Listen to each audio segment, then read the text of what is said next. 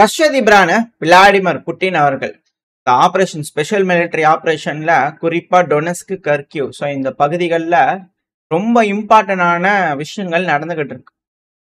இப்ப அதை பாத்தீங்கன்னா புட்டின் அவர்கள்ட்ட இன்ஃபார்ம் பண்ணிக்கிறாங்க. இப்ப புட்டின் அவர்கள் ஒரு மீட்டிங் போட்டிருக்காங்க. என்னப்பா சொல்றீங்க, எல்லாம் பார்த்தா பாவமா தெரியுது, அட்டாக் பண்ணதெல்லாம் கொஞ்சம் நிறுத்திக்கலாமா உக்ரைன் மேல? ஏன்னா அவங்க பாவம் எல்லாம் உள்ள மாட்டிக்கிட்டாங்க. என்ன மீடியா பர்சன் எல்லாம் உள்ள அனுப்பி எப்படி என்ன ஏதுங்கலாம் செக் பண்ணலாமா, அட்டாக் பண்றதெல்லாம் நிறுத்திக்கலாமா என்ன அப்படிங்கிறது போல ரஷ்ய அதிபரான விளாடிமிர் புட்டின் அவர்கள் பாத்தீங்கன்னா சில விஷயங்கள் முன்வைக்கிறார். சீஸ் ஹோஸ்டிலிட்டிஸ், அதாவது ஆர்ம்டு ஃபோர்ஸ் ஆஃப் உக்ரைன் பாத்தீங்கன்னா குப்பியான்ஸ்க் பகுதி, இது நம்ம ஆல்ரெடி சொன்னதுதான். பக்ரோஸ்க் பகுதி, இதையும் சொன்னதுதான். சரவுண்ட் பண்ணியாச்சு, முழுசும் சரவுண்ட் பண்ணியாச்சு, நம்மளோட கட்டுப்பாட்டுக்குள்ள வந்தாச்சு. இப்போ ஜேர்னலிஸ்ட் உள்ள போலாம்.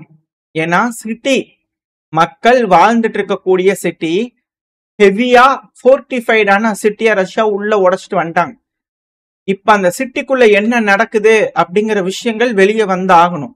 அங்க ஹியூமானிட்டேரியன் டிசாஸ்டர் உக்ரைனால செய்யப்படுதா, அவங்களோட மக்கள் மேல அவங்களே இரக்கம் இல்லாம தாக்குதல் பண்ண போறாங்களா? ஏன்னா மிக முக்கியமான சிட்டி, சேதங்கள் மினிமலா பாத்தீங்கன்னா செய்ய ரஷ்யா அவங்க கட்டுப்பாட்டுக்குள்ள எடுத்திருக்காங்க. இத முழுசா செதைச்சிட்டு நம்ம விட்டுட்டு போலாம் அப்படிங்கிறது போல உக்ரைன் ஏதாவது நினைக்கிறாங்களா? எக்க தப்பா எல்லா பக்கத்துலயும் அட்டாக் பண்ணலாம் அப்படிங்கிற ஏதோ ஒரு யோசனை வச்சிருந்திருக்கலாம். ஏன்னா உக்ரைன் செய்யக்கூடிய விஷயம் தான், வாடிக்கையா அவங்க மக்கள் அவங்களே கொல்லக்கூடிய ஒரு விஷயம் தான் இந்த ரஷ்யா உக்ரைன் பிரச்சனை நடக்குது. அவங்களோட மக்கள் இருக்கிறாங்கன்னு தெரிஞ்சுமே அங்க குண்டை போடுவாங்க.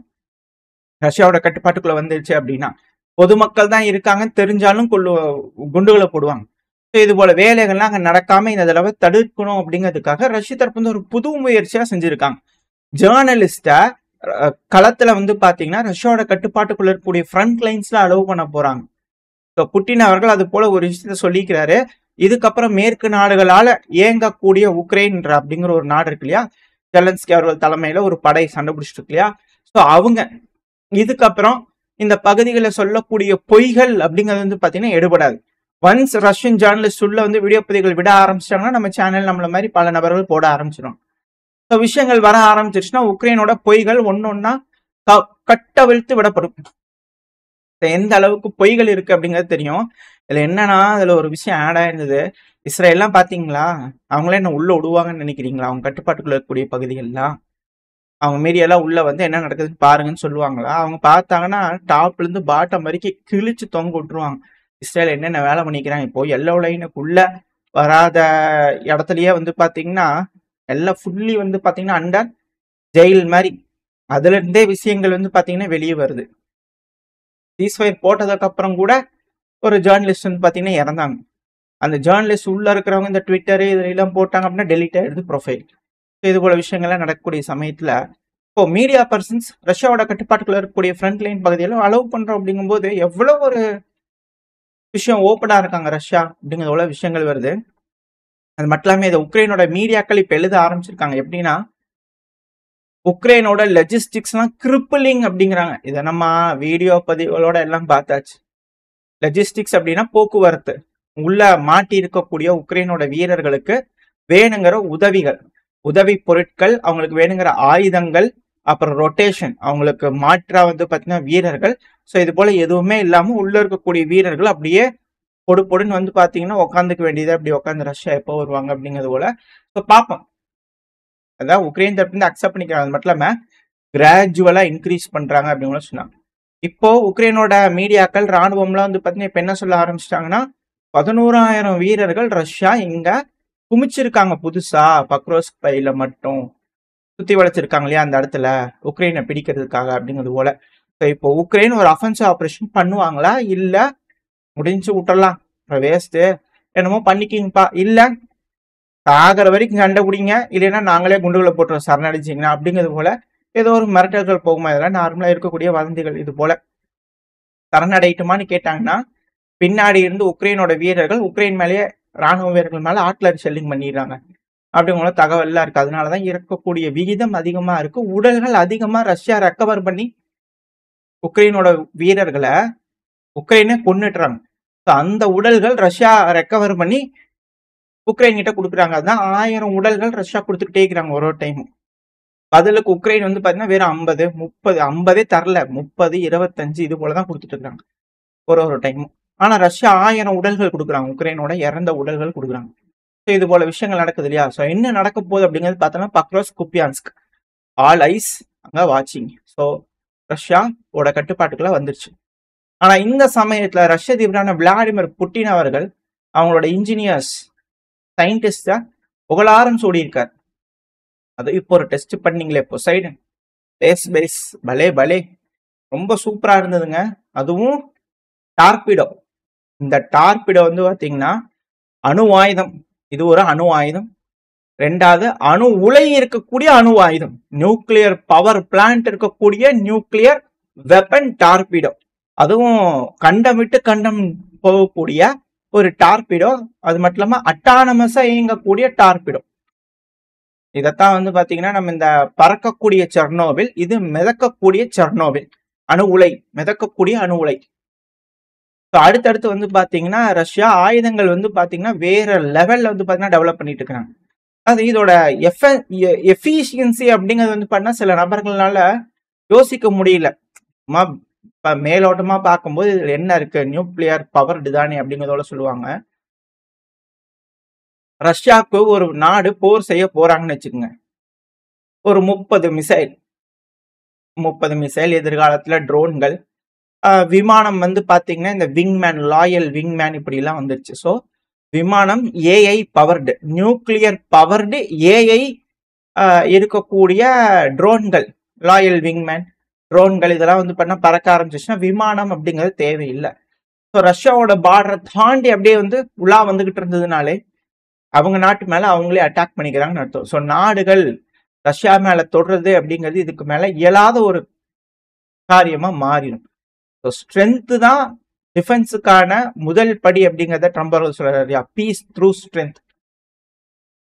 அதை வந்து பாத்தீங்கன்னா இப்போ ரஷ்ய அதிபர் விளாடிமிர் புட்டின் அவர்கள் அதை தெளிவா இம்ப்ளிமெண்ட் பண்ணிட்டு இருக்கிறார். அவங்க பேச்சோட நிறுத்திக்கிறாங்க, புட்டின் அவர்கள் இம்ப்ளிமெண்ட் பண்றாரு.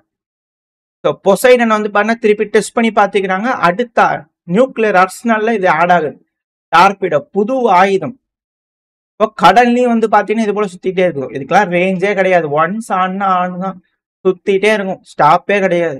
இப்போ இலக்கு அடையிற வரைக்கும் இது வந்து பொசைடன் வந்து பாத்தீங்கன்னா போயிட்டே இருக்கு. அதுவும் இனிஷியல் டெஸ்ட்ல வந்து பாத்தீங்கன்னா நியூக்ளியர்னால பவர் பிளான்ட் ஒர்க் பண்ணி அதனால இந்த டிவைஸ் ஒர்க் ஆயிருக்கு. சில நேரங்களுக்கு வேலை செஞ்சிருக்கு அப்படிங்கிற சொன்னாங்க. என்ன டைமு, எந்த மாதிரியான டெஸ்ட் அப்படிங்கிற எக்ஸாக்டான விஷயங்களை அவர் சொல்லலை. ஏன்னா இப்ப டெஸ்ட் பண்ணிட்டு இருக்காங்க. அதிநவீனமயமான ஆயுதங்கள். ரஷ்யா நெக்ஸ்ட் ரேஞ்சுக்கு போயிட்டாங்க. அமெரிக்காலாம் அப்படின்னு பார்த்துட்டு இருக்க வேண்டியதுதான். ஸோ அந்த அளவுக்கு ஆயுதங்கள் ரஷ்யா புதுசா கண்டுபிடிக்க ஆரம்பிச்சிருக்கிறார். அவர் சொன்ன மாதிரி செயல்படுத்த ஆரம்பிச்சிட்டாங்க. இந்த பொசைடன்ங்கிறது ஒரு சிக்னிஃபிகன்ட்லி எக்ஸீடட் பவர்ஃபுல்லான ஒரு ஆயுதம். இதனால இன்டர் கான்டினென்டல் மிசைல் இருக்கு இல்லையா, சார்மாத், ஸோ அதையவே இது தூக்கி சாப்பிட்டுருச்சு அப்படிங்கிறது போல அவர் தரப்பு வந்து ஸ்டேட்மெண்ட் வருது. அதுவே இந்த உலகத்துல யாருக்கிட்டையும் இல்லை. இந்த சார்மாத் மாதிரியே உலகத்துல யாருக்கிட்டையும் வந்து பாத்தீங்கன்னா ஆயுதம் இல்லை. இப்ப அதுவே தூக்கி சாப்பிட்ற மாதிரியான Poseidon weapon, inter continental nuclear powered nuclear armed autonomous torpedo. So submarine இதெல்லாம் ஒளிஞ்சிருக்கும் அப்படிங்கிற ட்ரம்ப் அவர் சொன்னார் இல்லையா. ரஷ்யாவோட கடல் ஓரங்கள்ல அமெரிக்காவோட சப்மரைன் இருக்குன்னு, டார்பிடோ அதுக்கு தான் வருது. எங்க இருக்குன்னு தேடி வந்து பாத்தீங்கன்னா எங்க போனாலும் விடாது. அந்த சப்மரைன் எங்க போனாலும் பின்தொடர்ந்து ஒரு டார்பிடோ இருந்தா போதும், அது டெயில் பண்ணிட்டே இருக்கும். முடிச்சிடும் அப்படின்னா முடிச்சிடும். ஸோ எந்த அளவுக்கு அந்த சப்மரைன் ஓடுதோ நியூக்ளியர் பவர்டு, அதே அளவுக்கு இந்த டார்பிடோவும் போகும். நார்மலா இதுக்கு முன்னாடி மிசைல்லாம் வந்து பாத்தீங்கன்னா ஒருத்தங்க இயக்கணும், இல்ல அதுவே ஒரு இலக்கை நோக்கி போகும், அவ்வளவுதான். சர்டைன் டைம் சர்டைன் ஹவர்ஸ் தான். ஆனா இப்பெல்லாம் அன்லிமிட்டட் டைமு, அன்லிமிட்டடு ரேஞ்சு. ஒரு சப்மரைனை பின்தொடர்ந்து போயிட்டே அப்படிங்கும் போது ஒரே ஒரு மிசைலுக்கு மட்டும் கமாண்ட் கொடுத்துட்டோம்னா வருஷ கணக்கா அதை டெயில் பண்ணிக்கிட்டே இருக்கும். டெயில் பண்றது அது பின்னாடி அப்படியே போயிட்டே இருக்கும். முடிச்சிரு அப்படின்னு சொன்னா முடிச்சு விட்டுரும், போய் அப்படியே அது மேல அடிச்சு விட்டுரும். ஸோ அதுக்கு வரைக்கும் பெருசா ஆளுங்க வேணும். அதுவே அட்டானமஸ் தான், சுயமா சிந்திச்சு முடிவெடுத்து செய்யக்கூடிய வேலைகளை செஞ்சிருக்கும். இன்கேஸ் இந்த சப்மரைன் ஏதாவது ரஷ்யாக்கு எகெயின்ஸ்டா மிசைல் லான்ச் பண்ணு இது முடிவெடுத்து போய் அடிச்சிடும். ஸோ அது போல வந்து பாத்தீங்கன்னா அடுத்த கட்ட வளர்ச்சி நோக்கி ரஷ்யா போயிட்டாங்க. இப்ப இதுவே ஒரு புளி கரைப்பு. ஒரு புருவெஷ்னிக்ன்றது அதுவே இன்னும் டாய்லெட்ரிஸ் தேவைப்படுதுன்னு ரஷ்ய அதிபர் ஏன் சொன்னார்னு இப்பதான் தெரியும். ஸோ ரஷ்யா எல்லாத்துக்கும் தயாராயிட்டாங்க. அவர் எப்ப ராணுவ உடைய போட ஆரம்பிச்சாரோ எல்லாத்துக்கும் ரெடி. போர்னாலும் ரெடி, அமைதினாலும் ரெடி, எதுனாலும் பாத்துக்கலாம், கவலையே இல்லை, முடிவை சொல்லுங்க அப்படிங்கிறது போல ரஷ்ய தரப்பு வந்து இருக்கிறாங்க. ஸோ என்ன மாதிரியான முடிவுகள் இந்த மேற்கு நாடுகள் எடுக்க போறாங்க? வந்து சமயம் வாங்கி கட்டிக்குவாங்களா, இல்ல அமைதியா தலைவரே பிரச்சனையை தீர்த்துக்கலாம் அப்படிங்கிறத சொல்லிட்டு போயிடுவாங்களா? என்ன நடக்க போன்றதை வெயிட் பண்ணி பார்க்கலாம். ஓரளவுக்கான தகவல்கள் இந்த பையில பார்த்துருப்போம்னு நினைக்கிறேன். இதோட இந்த பையனா முடிச்சுக்கலாம். இந்த பதிவு எப்படி உங்களுக்கு பிடிச்சிருக்கா?